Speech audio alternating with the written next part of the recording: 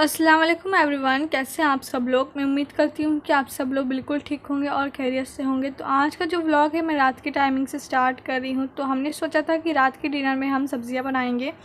तो जब मैंने फ्रिज खोल के सब्ज़ियाँ निकाली और कट करने के लिए सब्ज़ियों को, तो मैंने देखा कि हमारी दोनों सब्ज़ियाँ जो है ख़राब हो चुकी थी। ये सब्ज़ियाँ जो है पतील के पीछे छुप के बैठी थी। तो ये जो सब्ज़ियाँ जो आप देख रहे हैं वो इस वीक की नहीं है, पिछले वीक की है। जब हम एक वीक की जो सब्ज़ियाँ ख़त्म करके तब हम सब्ज़ियाँ और लेके आते हैं, नहीं तो नहीं लेके आते। तो ये हमारी नज़र इस सब्ज़ियों पे पता नहीं कैसे नहीं पड़ी और हमने कैसे नहीं देखा, और हमारी जो सारी सब्ज़ियाँ जो है ख़राब हो चुकी थी। और वो जो मिर्चें हैं, हमने पिछली बार जब बिरयानी हम बना रहे तो बिरयानी बनाने के लिए हम लेके आए थे, तो वो भी बच गई थी और वो भी ऐसी ही पड़ी रह गई। फिर हमने जो है रात के डिनर में जो है वटाने की भली बना ली थी। तो यहाँ पे जो है हम बना रहे हैं, इडली बनाने की तैयारी कर रहे हैं। ये हमने एक दिन पहले भिगो के रखा हुआ था चावल और सफ़ेद उड़द। तो हमने चावल जो है वो 2 गिलास लिया हुआ था और जो सफ़ेद उड़द है वो 1 गिलास। हमने मेज़रमेंट नहीं पता कितना है, ये हमने अंदाजे से लिया था गिलास के हिसाब से। तो फिर हमने जो है इसे ग्राइंडर में अच्छी तरीके से ग्राइंड कर लिया, एकदम बारीक हमने इसे ग्राइंड किया हुआ, बिल्कुल मोटा नहीं है। और हमने जो इसकी थिकनेस जो है इस तरीके से रखी हुई है, देखें आप किस तरीके से मोटा है। फिर हमने जो है इसे किसी गर्म जगह पे हमने इसे रख दिया, फ्रिज में नहीं रखा, हमने बाहर ही इसे रखा हुआ था। और आपने जो है फ्रिज में नहीं रखना, अगर आप फ्रिज में रखेंगे तो आपकी जो सारी इडलियाँ जो है ख़राब हो जाएगी, बिल्कुल भी स्पॉन्जी और सॉफ्ट नहीं बनेगी। हमारे घर में जो है इडलियाँ सभी को बहुत पसंद है और सभी जो है बहुत ही मन से खा लेते हैं। तो जब भी हम इडलियाँ बनाते हैं तो हम ज़्यादा ही क्वांटिटी में इडलियाँ बनाते हैं, क्योंकि हमारा जो इडली होती है वो नाश्ते में भी हो जाती है, वो लंच भी हमारा हो जाता है। तो हम अलग से जो है कोई लंच नहीं बनाते, तो हम इडली ही खा लेते हैं। और वैसे तो हम जो है ब्रेकफास्ट में कुछ नहीं लेते, क्योंकि हमें जो है आदत नहीं है। हम या चाय, टोस्ट या फिर बटर या फिर बॉइल्ड एग्स के साथ खा लेते हैं। फिर उसके बाद हम डायरेक्ट जो है हमारा लंच करते हैं। तो देखिए यहाँ पे हमारी चाय भी बन रही है नाश्ते के लिए, और हमने इडली भी रख दी। तो हम इडली को 10 to 15 मिनट्स जो है स्टीम करेंगे कि हमारी जो इडली अच्छी तरीके से हो जाए। फिर बाद में हम इसे चेक करेंगे। तो यहाँ पे हमारी इडली जो है बिल्कुल भी अच्छी नहीं बनी थी, बिल्कुल भी स्पॉन्जी और सॉफ्ट नहीं बनी थी। हम तो बिल्कुल परेशान हो गए कि हमारी इडली जो है फ़र्स्ट टाइम जो है इस तरीके से क्यों बनी, क्योंकि हर बार जो है अच्छी ही बनती थी। तो फिर बाद में मेरी अम्मी ने हम लोग को याद दिलाया कि रात में बहुत ज़्यादा बारिश हो रही थी और हमारा जो मौसम था वो बहुत ज़्यादा ठंडा था। इस वजह से जो हमारी इडली है और उसके बैटर में झाग नहीं आया था, इस वजह से हमारी जो इडली का जो बैटर है वो बिल्कुल भी अच्छी तरीके से नहीं हुआ। हमारे किचन में जो है डायरेक्ट धूप आती है, तो मेरी अम्मा ने हम लोग को आइडिया दिया कि तुम लोग जो है धूप के सामने जो है पतीली को रख दो, जिससे जो है पतीले में गर्माहट होगी और उससे हमारे जो है बैटर में झाग आएगा और हमारी इडली जो है सॉफ्ट और स्पंजी बनेगी। तो हमने जो है नाश्ते में इडली खाना जो स्किप कर दिया, क्योंकि इडली जो है बन नहीं सकी थी। तो फिर हमने नाश्ता वगैरह करके तो हम सोच रहे थे कि हम जो है इडली की चटनी बना लेते हैं तब तक के लिए, जब तक हमारा जो है इडली का बैटर तैयार होता है। तो सबसे पहले हम जो है कोकोनट की जो चटनी है वो बनाने की मैं आपको बताती हूँ कैसे हमने बनाई हुई है। तो सबसे पहले हम देख लेते हैं हमने चटनी बनाने के लिए क्या क्या लिया हुआ है। तो हमने कोकोनट लिया हुआ है, हरी धनिया और लहसुन, अदरक, मूंगफली और भुनी हुई चने की दाल। जो कोकोनट और मूंगफली और चने की दाल जो है हम एक साथ पीसेंगे, और लहसुन, मिर्ची, अदरक जो है एक साथ पीसेंगे। और यहाँ पे हमने एक पतीली ली हुई है जिसमें हमने ऑयल डाला हुआ है, और इसके अंदर हमने डाला हुआ है सूखी धनिया, सूखी मिर्ची, कड़ी पत्ता, राई। जब वो भुन जाए तो हमने इसके अंदर जो चटनियाँ हमने बनाई हुई थी लहसुन, मिर्ची, अदरक, तो वो उसके अंदर डाल देंगे और उसे भुनेंगे अच्छी तरीके से। और दूसरी तरफ हम लाल चटनी बना रहे हैं। तो लाल चटनी बनाने के लिए हमने क्या क्या लिया हुआ वो देख लेते हैं। तो हमने सूखी मिर्ची ली हुई है, अदरक, लहसुन और टमाटर 4-5 लिए हुए थे, और उसको अच्छी तरीके से हमने पीस लिया हुआ है। और फिर हमने एक पतीली ली हुई जिसमें हमने राई, कड़ी पत्ता से तड़का दे के वो सब हमने डाल दिया हुआ, इसके अंदर ऐड कर दिया, और 1 चम्मच हमने नमक डाला है और साइड में उसे भुनेंगे।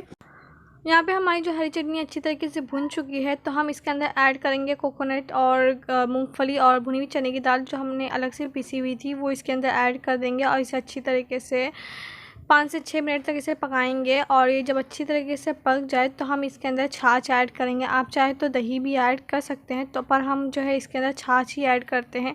जब ये ठंडा हो जाए तब हमें इसे इसके अंदर डालना है, गरम गरम नहीं डालना है। तो हमारी दोनों चटनियाँ हैं तो बिल्कुल तैयार है बन के, तो सिर्फ हमारी जो इडली है वो बनाना बाकी रह गई है। तो यहाँ पे हमारा जो इडली का बैटर है वो बिल्कुल अच्छी तरीके से हो गया है। तो देखें आप किस तरीके से इसके अंदर झाग जैसा आ चुका है, आप खुद ही देख सकते हैं। तो फिर हम जो इडली का जो बर्तन है उसके अंदर हम ऑयल लेके इसे ग्रीस कर देंगे। फिर हमने जो है इसके अंदर जो है इडली का बैटर डालना है। 1 चम्मच से थोड़ा सा कम डालना है, हमने ओवर नहीं डालना है। तो फिर इसके बाद हमने जो है पतीली को हमने जो है पहले से ही प्री हीट किया हुआ है, तो उसके अंदर हम इसे डालेंगे। जब हमारी इडली स्टीम हो जाए तो हमने इसके अंदर एक टूथपिक डालना है। अगर टूथपिक एकदम क्लीन आए तो आप समझ लेना कि आपकी इडली जो है अच्छी तरीके से स्टीम हो चुकी है। अगर क्लीन नहीं आया तो फिर आपने थोड़ा सा और स्टीम कर लेना है। तो यहाँ पे हमारी जो है इडली 5 to 10 मिनट्स हमने स्टीम किया हुआ है और हमारी इडली जो है परफेक्ट एकदम अच्छी तरीके से हो चुकी है। जब आप इडली थोड़ी सी ठंडी हो जाए तो हमने इसे रिमूव करना है, वरना गरम गरम रिमूव करेंगे तो बिल्कुल भी शेप जो है अच्छी तरीके से नहीं निकलेगा, आपकी इडली जो है टूट जाएगी।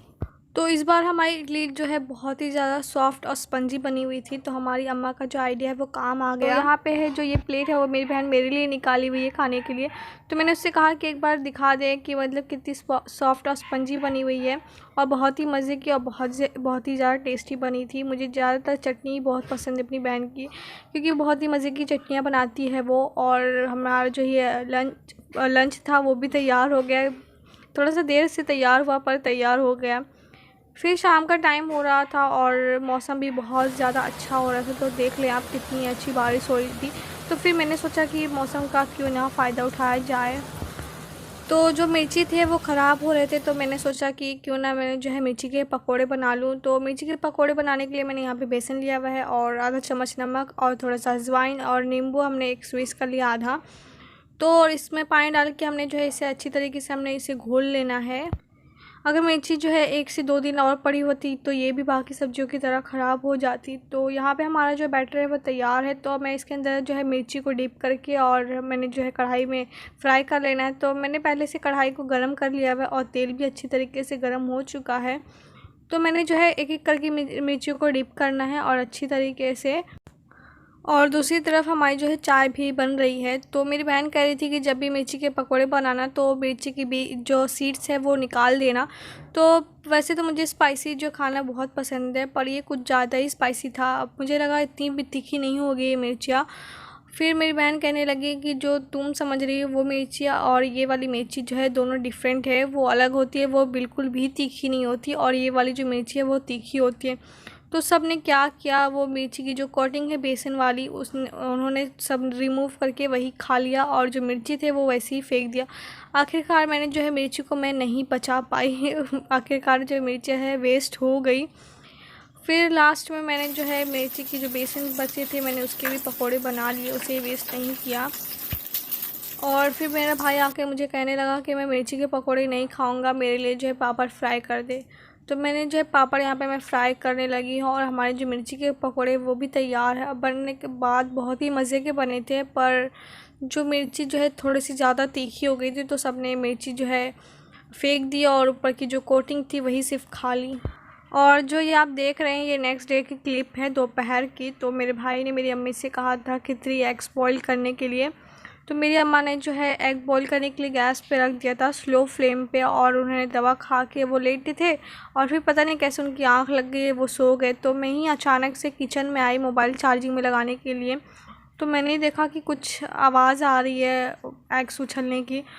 तो फिर मैंने ओपन करके देखा तो यहाँ पे जो है एग का पानी बिल्कुल सूख चुका था। अच्छा हुआ कि मैं सही वक्त पे आ गई, नहीं तो हम सारा पतीली जो है वो जल जाती और हमें साफ़ करने में काफ़ी टाइम लग जाता। और फिर मेरी अम्मा बोली थी उनसे कभी ऐसा नहीं हुआ कि वो कोई चीज़ गैस पे रखे और भूल जाएं।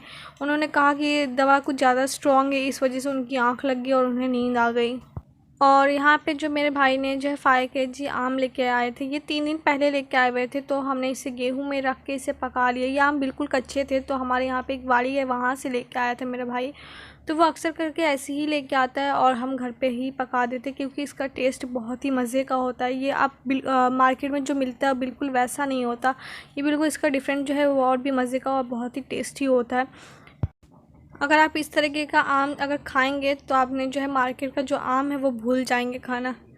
तो मैं अपनी वीडियो जो है यहीं पे एंड करती हूँ। अगर आपको मेरी वीडियो पसंद आए तो मैं वीडियो पे लाइक करें, चैनल को सब्सक्राइब करें। अब मिलते हैं मैं नेक्स्ट वीडियो में, तब तक के लिए बाय, अल्लाह हाफिज़।